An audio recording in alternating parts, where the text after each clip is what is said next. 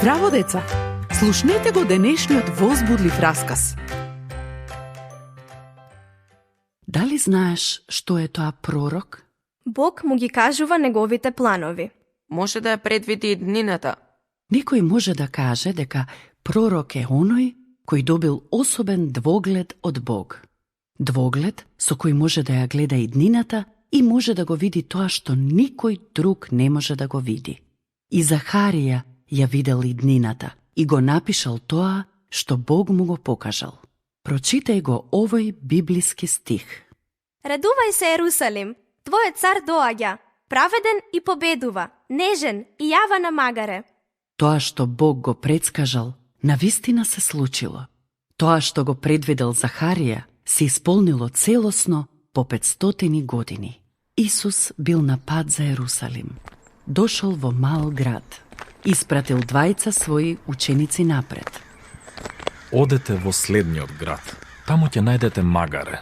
Одврзете го и донесете ми го. Смееме ли само така да го земеме? Ако некој ве праша, зошто го земате магарето? Кажете дека на Господ му треба.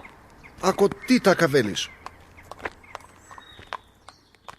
Двајцата мажи влегле во градот и се случило како што кажал Исус. Го нашле магарето и го одврзале.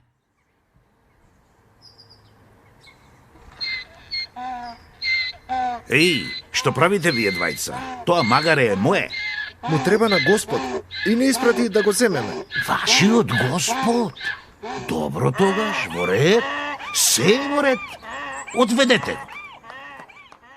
Учениците го одвеле магарето кај Исус, ги ставиле своите облеки на животното и Исус се качил на магарето. Други луѓе ги постилале своите облеки на земјата како килим и мафтале со палмини гранки како поздрав. Со голема радост го славеле Исус. Радувај се, Ерусалиме! Радувај се, Ерусалиме! Твојот цар доаѓа кај тебе! Осана! Спасине! Ти си нашиот цар! Тие сакале цар кој ќе им даде леб, кој ќе ги ослободи од угнетувањето од римјаните. Но Исус не дошол заради таа цел. Разочарани, по една недела луѓето викале: Не го сакаме! Не го сакаме! Распнете го! Распнете го! Не го сакаме! Луѓето не препознале дека Исус сакал да им даде повеќе од леб. Тој, царот, сакал да ги управува во нивните животи. Мило ми е што истото сака да го прави и во нашите животи. До следното слушање.